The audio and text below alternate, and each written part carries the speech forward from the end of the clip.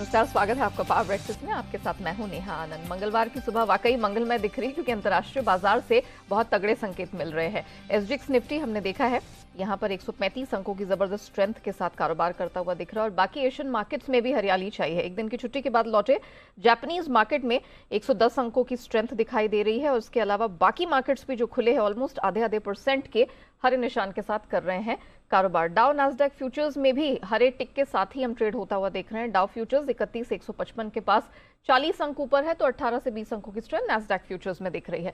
और commodity space की बात की जाए तो उतार चढ़ाव असमंजस का माहौल बरकरार है। कच्चा तेल कल बड़ा जरूर था क्लोजिंग के वक्त, लेकिन फिर ऊपरी स्तरों से हमने प्रेशर बनता हुआ देखा है। क्या कुछ हुआ है अंतर्राष्ट्रीय बाजारों में, इतनी स्ट्रेंथ कहां से आई है, कहाँ रखी जाए नजर, पूरी डिटेल्स लेकर दीपांशु मेरे साथ स्टूडियो में जुड़ चुके हैं। दीपांशु, मॉर्निंग जबरदस्त स्ट्रेंथ है और किसी को पता नहीं। नॉर्मली हम फेड की बैठक से पहले बहुत असमंजस देखते हैं, लेकिन स्ट्रेंथ दिखी है, इसे कैसे एट्रीब्यूट करें? आई थिंक जो असमंजस होनी थी वो लास्ट वीक ऑलरेडी हो चुकी है। और अब थोड़ा बाजार उससे पहले एडजस्ट ऑलरेडी हो चुके हैं, तो शायद इसलिए थोड़ी रिलीफ रैली देखी। वैसे खबर के लिहाज से देखें या ट्रिगर के लिहाज से देखें तो कोई ऐसा ट्रिगर नहीं आया जिसकी वजह से बाजार में आपको इतनी पॉजिटिविटी दिखे। पर हाँ, आज से फेड की 2 दिवसीय बैठक शुरू हो रही है, उससे पहले बाजार थोड़े बेहतर मूड में है। जापान का इन्फ्लेशन डेटा आया है, जो उनका कोर इन्फ्लेशन है वो बढ़कर आया है। जुलाई में 2.4% था, अब अगस्त में 2.8% आया है। 8 साल की ऊंचाई पर है, तो ऐसी कोई अच्छी खबर नहीं है। बट जापान के बाजार देखिए, कल तो छुट्टी के लिए बंद थे, आज आपको 1% ऊपर दिख रहे थे सुबह, अब थोड़ा ऊपर से नीचे जरूर फिसले। इस हफ्ते बैंक ऑफ जापान की भी पॉलिसी है तो वहां पर रखनी पड़ेगी नजर। बट एशिया के बाजारों का अच्छा मूड दिख रहा है। एसजीएक्स तो देखिए 125 अंकों की, इनफैक्ट ऑलमोस्ट 150 अंकों की छलांग इस समय आपको लगाते हुए दिख रहा है। और अमेरिकी बाजारों में भी कल हमने देखा 2 दिनों की गिरावट के बाद एक रिबाउंड आपको आते हुए दिखा और अच्छा रिबाउंड था। 200 अंक उछलकर डाउ दिन की ऊंचाई पर बंद हुआ। निचले स्तरों से देखें तो 450 अंकों की रिकवरी थी। ओपनिंग पर ही जो लो बना उसके बाद बाजार फिर आपको संभलते हुए दिखे, तो सुस्त शुरुआत हुई बट वहां से फिर आपको अच्छी रिकवरी दिखी। और जो बाय द डिप कहते हैं, बिल्कुल वैसा ही हमने होते हुए देखा अमेरिकी बाजारों में। तो अच्छी रैली आई, निचले स्तरों से अच्छा सुधार था। आईटी शेयर्स में अच्छा एक्शन था। नैस्डैक 0.5% ऊपर था। रसल 2000 में भी आपने 0.5% से ज्यादा की खरीदारी देखी है। इनफैक्ट निचले स्तरों से नैस्डैक भी 1.5% रिकवर होकर दिन की ऊंचाई पर बंद होते दिखा। और अक्रॉस द बोर्ड आपने अच्छी खरीदारी देखी, अच्छा पार्टिसिपेशन आपको अमेरिकी बाजारों में आते हुए दिखा है। इनफैक्ट इकोनॉमी से जुड़े स्टॉक्स में भी आपने कल खरीदारी देखी। एयरलाइन स्टॉक्स में अच्छा एक्शन था और S&P 500 के 11 में से 9 सेक्टर्स आपको पॉजिटिव बंद होते हुए दिखे। तो ब्रॉड बेस्ड अच्छी पार्टिसिपेशन, डिप पर खरीदारी वाली अमेरिकी बाजारों में कल रैली आई जरूर है। पर आज से अहम 2 दिवसीय फेड की बैठक शुरू हो रही है। कल शाम फैसला आने वाला है। लगभग सभी अब मान रहे हैं कि 0.5% की बढ़त होगी। 82% लोगों का अनुमान है 0.5% की बढ़त होगी। 18% मान रहे हैं कि 1% तक की भी बढ़त हो सकती है। बट 0.5% के लिए तो बाजार अब तैयार हो चुके हैं और अगर 0.5% की बढ़त होती है तो लगातार तीसरी बार आप फेड की तरफ से इस साल 0.5% की बढ़त देखने वाले हैं। तो ऑफकोर्स रेट्स तो बढ़ने की तैयारी बाजार दिखाई रहे हैं और इसका इंपैक्ट आपको बॉन्ड यील्ड्स पर भी आते हुए दिख रहा है। 10 साल की बॉन्ड यील्ड अब 3.5% के पार है। इसी साल हमने देखा है कि डबल से भी ज्यादा बढ़त यील्ड में होती हुई दिखी है और 2011 के बाद पहली बार हम इस स्तर को आते हुए दिख रहे हैं। जो 2 साल की बॉन्ड यील्ड है वो तो ऑलरेडी 15 साल की ऊंचाई पर है। तो बाजार, बॉन्ड मार्केट्स, इक्विटी मार्केट्स तैयार हो गए हैं रेट हाइक के लिए। अब देखते हैं कल शाम कैसा फैसला निकल कर आता है। यूरोप में ऑफकोर्स थोड़ा मिला जुला आपने कारोबार जरूर देखा है। उसके साथ ही कमोडिटी बाजार में भारी उठापटक कच्चे तेल में देखिए, कल शाम हमने देखा एक बार तो गिरा भी था तेल, $3 गिरा, वहां से फिर संभल कर वापस 92 पर आया और अभी भी अगर आप देखें तो वही 92-91 की रेंज में। तो कहीं जा नहीं रहा है, इस लेवल के ऊपर नहीं जा रहा है बट इस लेवल के ज्यादा नीचे भी आपको टिकते हुए नहीं दिख रहा है। इसी लेवल के आसपास पिछले कई सेशन से आपको ट्रेड दिख रहा है। नेचुरल गैस में 6 हफ्ते के निचले स्तर से थोड़ी रिकवरी जरूर देखी है। कल यूरोप में नेचुरल गैस के दाम काफी तेज गिरे थे, वहां से फिर थोड़े रिकवर भी होते हुए आपको दिख रहे हैं। सोना 2.5 साल के निचले स्तर से रिकवर हुआ है। डॉलर इंडेक्स 109 के आसपास है। बेस मेटल्स में थोड़ा दबाव अभी भी बना हुआ है और एग्री कमोडिटीज में भी उतार चढ़ाव चल रहा है। तो अक्रॉस द बोर्ड ठीक ठाक संकेत आ रहे हैं एंड ऑफ कोर्स अब फेड की बैठक पर है नजर, क्या निर्णय निकल कर आता है। बिल्कुल, फेड की बैठक अब एक गेम चेंजर साबित हो सकती है। Although 75 basis point is something जो बाजार मान के चल रहा है। अब देखना होगा कि यहाँ से डॉलर इंडेक्स की चाल क्या होती है और फिर of course equity commodity space में एक्शन दिखेगा। थैंक यू दीप, हमारे साथ जुड़ने के लिए, पूरी डिटेल रखने के लिए। आइए आगे बढ़े, इससे पहले देख लेते कि कल संस्थागत निवेशकों की तरफ से प्रदर्शन किस प्रकार का रहा है। तो एफआईआईज की तरफ से हमने बीते हफ्ते यानी शुक्रवार को बिकवाली हावी होते हुए देखी थी। कल हालांकि खरीद का फिगर सामने निकल कर आया, 312 करोड़ के आसपास की खरीदारी है, लेकिन एफएनओ स्पेस में 3000 करोड़ से अधिक की बिकवाली हाथ लगी है। और घरेलू संस्थागत निवेशकों की बात करें तो इस हफ्ते लगातार दूसरे दिन हम प्रेशर ही देख रहे हैं, 95 करोड़ के आसपास की बिकवाली का फिगर आया। तो फिलहाल तो संकेत इंटरनेशनल मार्केट से अच्छे ही निकल के आ रहे हैं on the face of it. तो हमारे मार्केट कैसे रिएक्ट करेंगे इन संकेतों को देखकर, क्या रणनीति अपनानी है, इन सब पर बात करने के लिए जी बिजनेस के मैनेजिंग एडिटर अनिल सिंह भी हमारे साथ जुड़ चुके हैं।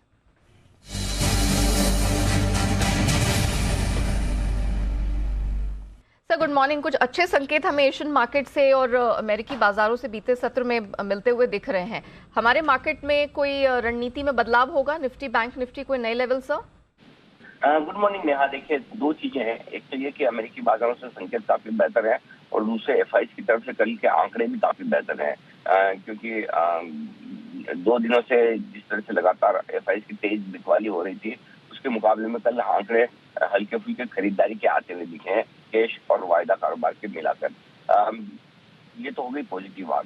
दूसरी बात है कि कल भारतीय बाजार गिर सकते थे, गिरे भी, खुले भी नीचे, लेकिन रिकवर होकर अच्छी मजबूती के साथ बंद हुए।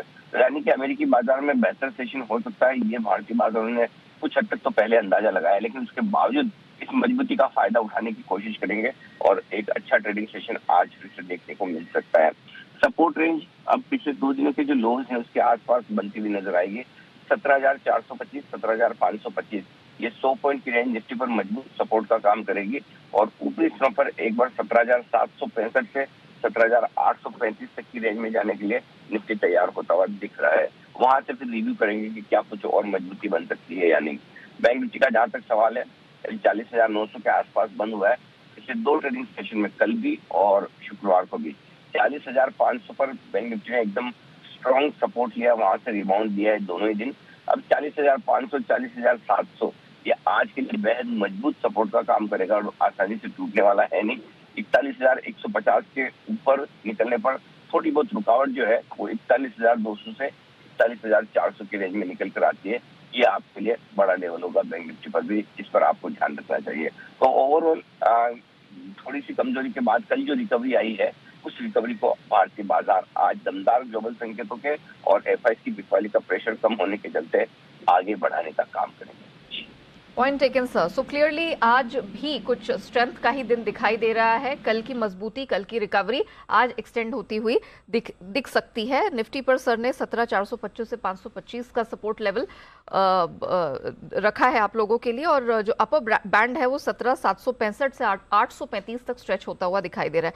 बैंक निफ्टी में भी सिमिलरली 40,500 से 700 ये एक सपोर्ट रेंज का काम करेगा।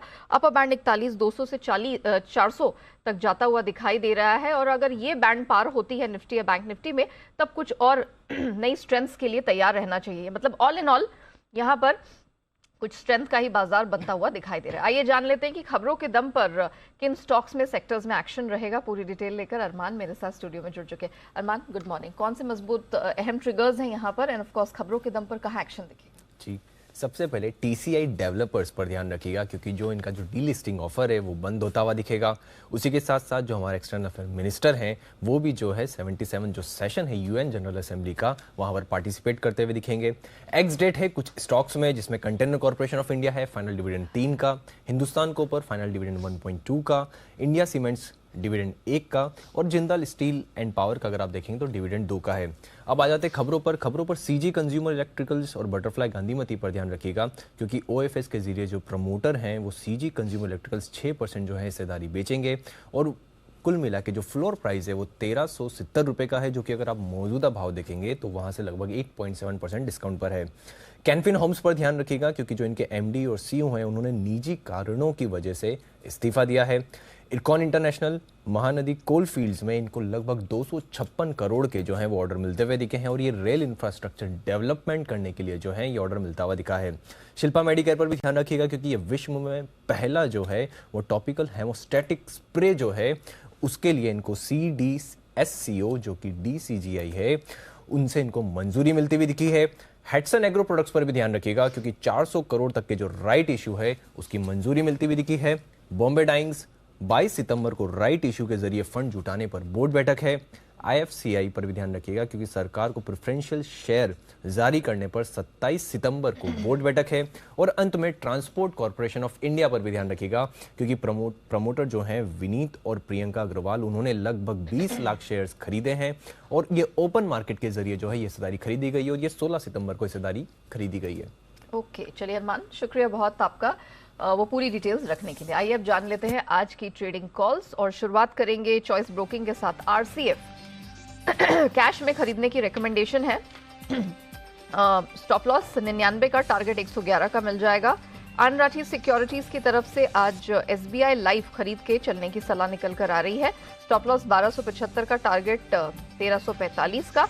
और अंत में सेंट्रम ब्रोकिंग इनकी तरफ से दो रिकमेंडेशंस है। बजाज फाइनेंस खरीद के चले, स्टॉप लॉस 7430 का, टारगेट 7650 का। और यूनाइटेड स्पिरिट्स यहां पर भी खरीद की ही रिकमेंडेशन है। 842 का स्टॉप लॉस, 868 के टारगेट की।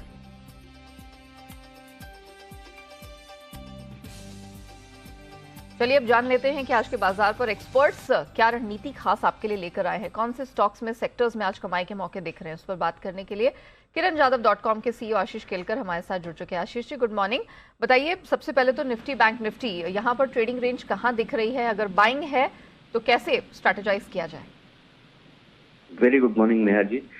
आज थोड़ा पॉजिटिव बायस के साथ खुलने की संभावना दिखाई दे रही है, लेकिन 17,675 ये एक स्ट्रॉन्ग रेजिस्टेंस बनता हुआ दिखाई देगा। अगर हम इसके ऊपर निकलते हैं तो तुरंत खरीदारी करने की सलाह होगी क्योंकि बुल्स बहुत ही पावरफुल हो जाएंगे। 17,800 और 17,860 ये नेक्स्ट टारगेट हो सकते हैं, लेकिन उसके लिए हमें 17,675, मैं स्पॉट लेवल की बात कर रहा हूँ, 17,675 के ऊपर हमें टिकना होगा। बैंक निफ्टी की अगर हम बात करते हैं नेहा जी, तो बैंक निफ्टी में 40,800 ये एक मेजर सपोर्ट है। जब तक हम इसके ऊपर है, 40,800 और 41,200, 41,200 ये एक रेंज है। अगर हम 41,200 के ऊपर निकलते हैं तो मैं मानता हूँ एक अच्छा मोमेंटम देखने को मिलेगा और उसमें से उसके ऊपर 300 साढ़े 300 पॉइंट की रैली देखने को मिल सकती है। तो ये एंट्री के लेवल्स मान के चलने चाहिए। हमने पर्टिकुलरली देखा कि बैंकिंग और NBFC स्पेस की तरफ से मार्केट को बहुत खासा सपोर्ट मिला। इनफैक्ट निफ्टी गेनर्स की लिस्ट में भी देखा जाए तो Bajaj twins, SBI life, HDFC, ये तमाम कुछ ऐसे स्टॉक्स रहे जिनका भरपूर साथ मिला है मार्केट को। क्या आज भी यही थीम रहेगी या इसके अलावा भी कहीं फोकस करेंगे? डेफिनेटली यही थीम रहने की संभावना आज बहुत ही ज्यादा दिखाई दे रही है। इसलिए मैंने जो स्टॉक चुना है वो भी इसी थीम से है, NBFC में से है। और जो आप कह रहे थे कि बजाज ट्विन, उसमें से एक है बजाज फाइनेंस, जिसमें मेरी खरीदारी करने की सलाह होगी। फ्यूचर खरीदारी करके चलेंगे। 7500 के आसपास के लेवल्स हैं। हम स्टॉप लॉस लगाएंगे 7425 का। मेरा पहला लक्ष्य रहेगा 7,650, दूसरा लक्ष्य होगा 7,720 का। ओके।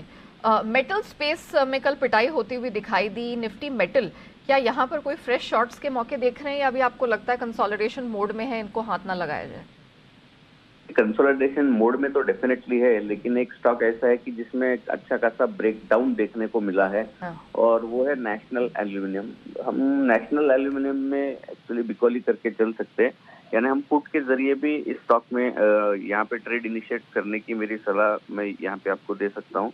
हम अगर 75 का पुट खरीदारी करके चलेंगे, जो ₹2.80 के आसपास है, और इसका स्टॉप लॉस रहेगा ₹2.10 का और टारगेट हो सकता है ₹4। ओके, चलिए, thank you so much Ashish ji हमारे साथ जुड़ने के लिए, बताने के लिए कि आज किन पॉकेट्स में फोकस करके चलना है। Of course Nifty, bank Nifty में क्या ट्रेडिंग रेंज हो सकती है। तो और कमोडिटी बाजार की रणनीति पर अब बात करते हैं। केरिया कमोडिटीज के अजय केरिया जी हमारे साथ शो में शामिल हो चुके हैं। अजय जी, गुड मॉर्निंग, बहुत स्वागत है। सोने चांदी पर फोकस करते हैं, दायरे में फंस कर रह गई हैं, 2.5 साल के निचले स्तर पर है सोना, क्या किया जाए लेवल से? Very good morning Neha ji. Definitely काफी इंपॉर्टेंट वीक रहेगा क्योंकि लगभग 16 सेंट्रल बैंक के हम इस हफ्ते में मीट देखेंगे, जहाँ पे most probably interest rate hike सभी जगह से देखा जा रहा है, खास करके यूएस की ओर से, जिसके चलते हमने देखा कल एक सीमित दायरे में गोल्ड ट्रेड कर रहा है। पिछले हफ्ते नो डाउट हमने काफी बड़ी गिरावट देखी थी, बट अब मार्केट वहां से रिकवर कर रहा है। डॉलर इंडेक्स भी स्टेबल है। तो अहेड ऑफ फेड मीट मुझे लगता है मार्केट एक दायरे में रहेगा, बट टोन जो है वो पॉजिटिव सेट करेगा। उसी को देखते हुए सोने और चांदी में आज बाइंग करके चलना चाहिए, बाय ऑन ड्रॉप। 49,150 के करीब गोल्ड को बाय करके चलेंगे, 49,000 का स्टॉप लॉस रखेंगे। हायर साइड में 49,400 से 600 तक का लेवल गोल्ड में मिल जाएगा। वहीं चांदी में हमने देखा कि काफी शार्प रिकवरी आई है। हमने शुक्रवार को ही 2% की तेजी देखी। कल भी मार्केट लोअर लेवल से काफी शानदार रिकवरी दिखा रहा था, तो 56,300 के करीब लेके चलिए। इमीडिएट टारगेट तो 57,400 तक का है, पर ध्यान रखिए अगर 1980 का लेवल इंटरनेशनल में तोड़ता है पोस्ट फेड, तो we can see a very good rally towards 21,50 also. तो ओवरऑल आज सोने और चांदी में बाय ऑन ड्रॉप की रणनीति बना के चलिए। ओके, मेटल्स में सिंस आप सोने चांदी की बात कर रहे थे, मेटल्स में भी पिक्चर है वो काफी क्लियर नहीं है। चाइना के फंडामेंटल्स और यूरोप के फंडामेंटल्स मेटल की सप्लाई को लेकर, डिमांड को लेकर दो अलग अलग दिशा में है, क्या किया जाए? डेफिनेट कुछ अनसर्टेनिटी बनी हुई। फिट्स की भी जो रिपोर्ट आई है उसमें भी बताया गया है कि नो डाउट चाइना में काफी नए प्रोजेक्ट्स है जो पाइपलाइन में है। इकोनॉमी को संभालने की कोशिश की जा रही है, जो बार बार में मेटल्स को सपोर्ट जरूर दे रहे हैं। बट जो मैक्रो नंबर्स जो आ रहे हैं, चाहे हम यूरोप की बात करें, चाहे यूएस की बात करें, चाहे चाइना की बात करें, ये कहीं ना कहीं कंसर्निंग दिखा रहे हैं अभी भी। तो उनको देखते हुए मार्केट एक दायरे में ही है, बट ऑलरेडी हमने जो पिछले हफ्ते की गिरावट देखी थी उसके बाद रिकवर करने की कोशिश है। तो छोटे मुनाफे के लिए लेके चलिए, बट ट्रेंड एक रेंज में रहेगा। कॉपर है जो 646 के करीब ले सकते हैं, 653 से 658 तक का टारगेट रहेगा। जिंक में भी एनर्जी क्राइसिस के चलते थोड़ा बहुत सपोर्ट मिल रहा है, जो 280 के करीब लेकर 288 तक प्रॉफिट बुक कर लेना चाहिए। ठीक है, और कच्चे तेल में क्या करें? कच्चे तेल में हमने कल काफी शार्प रिकवरी आते हुए देखिए ओवरऑल ट्रेंड तो नेगेटिव ही दिख रहा है, बट बीच बीच में हम ऐसी सप्लाई साइड, जैसे ओपेक से जो अपडेट आया कि ओवरऑल जो आउटपुट है उसमें थोड़ी कमी आई है, जिसके बाद प्राइसेस को अपलिफ्ट मिला है, तो टेम्पररी अपसाइड मिलेगा 7,000 का, वहां पे प्रॉफिट बुक करके निकलना चाहिए। ठीक है Ajay ji, thank you so much हमारे साथ जुड़ने के लिए, बताने के लिए कि नॉन एग्री स्पेस में कहाँ किस प्रकार के कमाई के मौके हैं। आइए बात करते हैं FIR यानी FII इन्वेस्टमेंट रिपोर्ट्स की।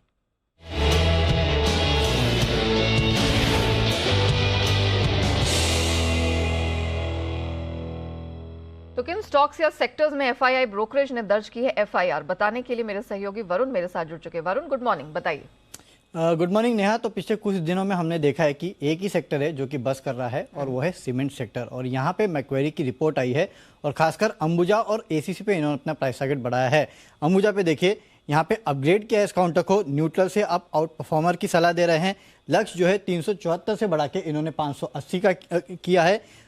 इसके अलावा ACC पे अगर आप देखेंगे तो यहाँ पे भी न्यूट्रल से आउट परफॉर्मर की रेटिंग दे रहे हैं। 2286 से अब लक्ष्य 2985 का कर दिया है। तो दोनों स्टॉक्स जो है इस पे इन्होंने प्राइस टारगेट बढ़ाया है। वहीं श्री सीमेंट पे अगर आप देखेंगे तो यहाँ पे न्यूट्रल की रेटिंग 21,353 के आसपास का लक्ष्य है, जो कि करंट मार्केट प्राइस से नीचे है। अल्ट्राटेक पे 7,147 का लक्ष्य है, जो कि करंट मार्केट प्राइस से ऊपर है। इसके अलावा दालमिया सीमेंट पे भी आउट परफॉर्मर की रेटिंग है 1911 के लक्ष्य के साथ, और रैमको सीमेंट 810 के लक्ष्य दे रहे हैं। तो पूरे सीमेंट स्पेस पे इन्होंने रिपोर्ट लिखा ली है, खासकर अंबुजा और ACC पे अपने प्राइस टारगेट बढ़ाए हैं। Point taken Varun, thank you so much हमारे साथ जुड़ने के लिए, वो पूरी FIR दर्शकों के सामने रखने के लिए। चलिए इसी के साथ पावर ब्रेकफास्ट को हम यहीं समेटते हैं, लेकिन वक्त हुआ एक छोटे से ब्रेक का। ब्रेक के बाद ट्रेडर्स डायरी लेकर आएंगे, जहां आपको मिलेंगे आज के लिए 20 शानदार ट्रेडिंग आइडियाज।